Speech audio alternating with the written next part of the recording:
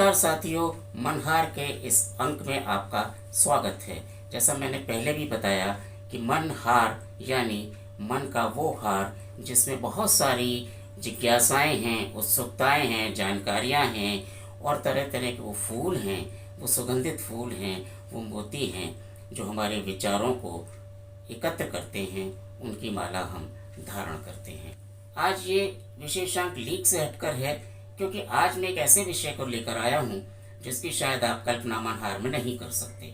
जी हाँ, आज मैं आपके लिए लेकर आया हूँ सिंधु घाटी सभ्यता से जुड़े हुए कुछ ऐसे अहम प्रश्न जिनके उत्तर हम आज तक नहीं जान पाए हैं, खोजने की कोशिश कर रहे हैं, लेकिन उनके उत्तर हमें आज तक नहीं मिले हैं।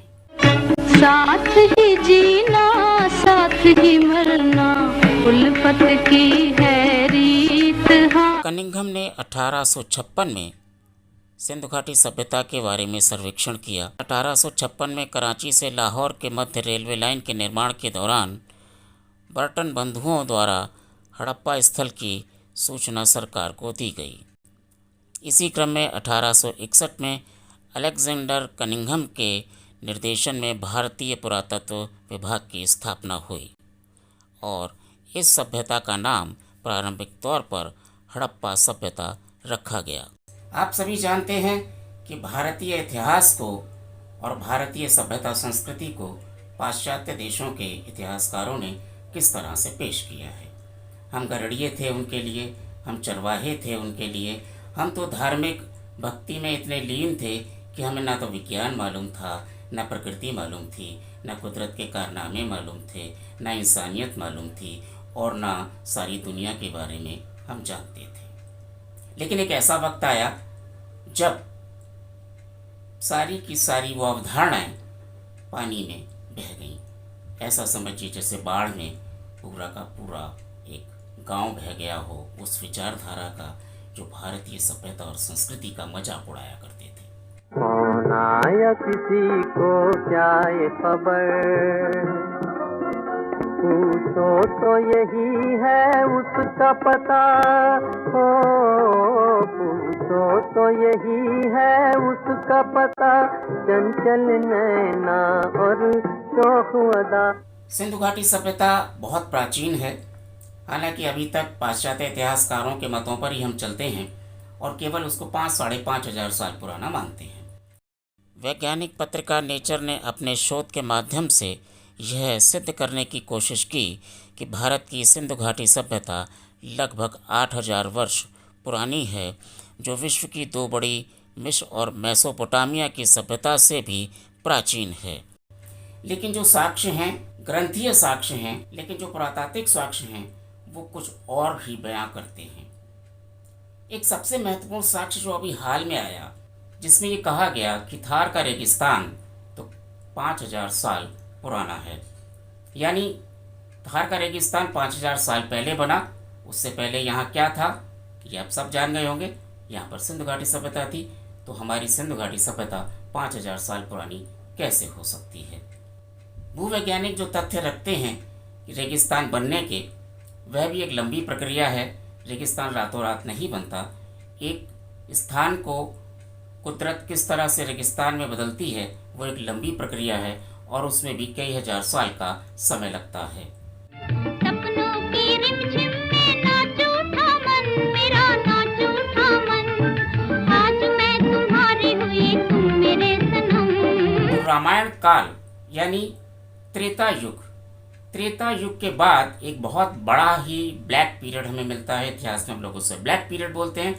इतिहासकार कहते हैं कि इस ब्लैक पीरियड के बारे में उनके पास कोई जानकारी नहीं है, लेकिन अगर हम कड़ियों को जोड़ने की कोशिश करें, ग्रंथीय साक्ष्यों को जोड़ने की कोशिश करें, पुरातात्विक साक्ष्यों को जोड़ने की कोशिश करें, तो हम पाते हैं कि ऐसा बिल्कुल नहीं है। हमारे पास त्रेता युग के बाद से लेकर द्वापर युग तक के बीच में जो समय है उसमें हमें एक बहुत बड़ी सभ्यता फली फूली मिलती है, जिसको हम सिंधु घाटी सभ्यता के नाम से जानते हैं। देश में इतिहासकारों का एक ऐसा वर्ग है जो पाश्चात्य अवधारणाओं और मिथकों को ही पुष्ट करने में व्यस्त है, जिसमें एक यह भी है कि आर्य विदेशी आक्रमणकारी थे और उन्होंने द्रविड़ों को दक्षिण की ओर खदेड़ दिया था। औपनिवेशिक काल से आज तक पुरातत्व उत्खननों में जितने ऐतिहासिक साक्ष्यों की खोज हुई है, वह चाहे राखीगढ़ी हो या फिर बागपत का सिनौली, उससे कहीं भी यह सिद्ध नहीं होता कि आर्य बाहर से आए थे। रामायण काल के साक्ष्य वहाँ मिले हैं और हम ये दावे के साथ कह सकते हैं कि हमारी सिंधु घाटी सभ्यता 5000 साल पुरानी नहीं है, 10,000 साल पुरानी नहीं है, 20,000 साल पुरानी नहीं है। वो कम से कम 70,000 साल से लेके 1.5 लाख वर्ष तक पुरानी हो सकती है। केवल उस दृष्टिकोण का हमें आकलन करना होगा कि हम हमारी सभ्यता को किस तरह से रामायणीय साक्ष्य से जोड़ते हैं और पुरातात्विक साक्ष्यों को उस दौर से किस तरह से संबद्ध करते हैं।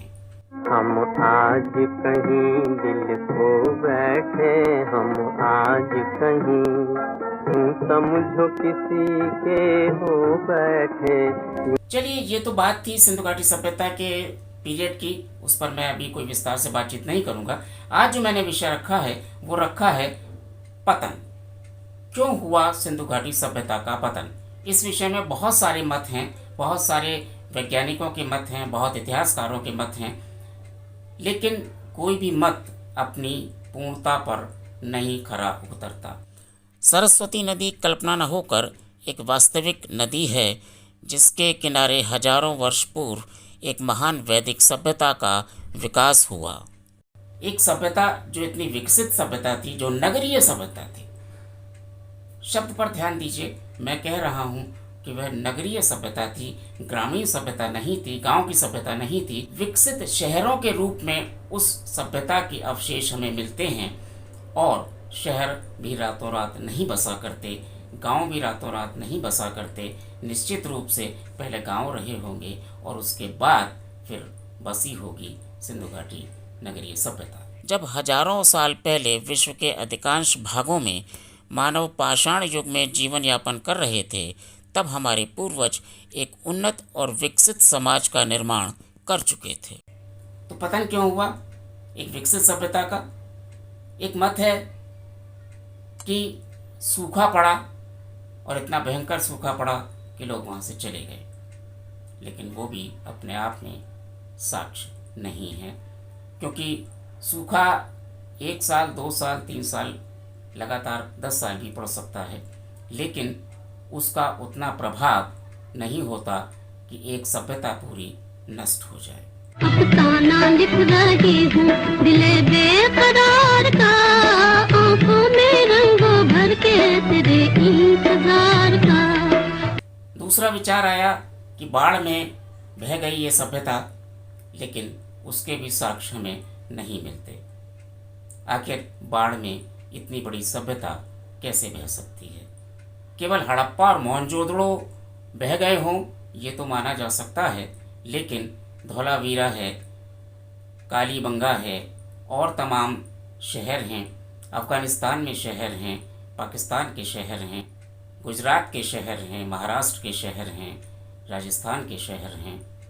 आखिर क्या इतनी भयंकर बाढ़ इस इलाके में आई कि पूरी की पूरी सभ्यता नष्ट हो गई? नहीं। और अगर बाढ़ भी आई होगी, निश्चित रूप से बाढ़ आई होगी। बाढ़ तो एक प्राकृतिक आपदा है, आती है, हमेशा आती है, आज भी आती है, लेकिन क्या बाढ़ पूरी सभ्यता को नष्ट कर सकता है? जरा सोचिए। बाढ़ विनाशकारी अवश्य होती है, और जब बाढ़ आती है तो अपने साथ अथाह जलराशि लेकर आती है, जिसमें सभी कुछ नष्ट होने की संभावना बनी रहती है। तो इस बात से नहीं नकारा जा सकता कि सिंधु घाटी सभ्यता में बाढ़ का प्रकोप रहा होगा, लेकिन यह कहना भी सही नहीं होगा कि बाढ़ के आने से सिंधु घाटी सभ्यता के सभी शहर एक साथ उजड़ते चले गए। आज के अंक के लिए केवल इतना ही।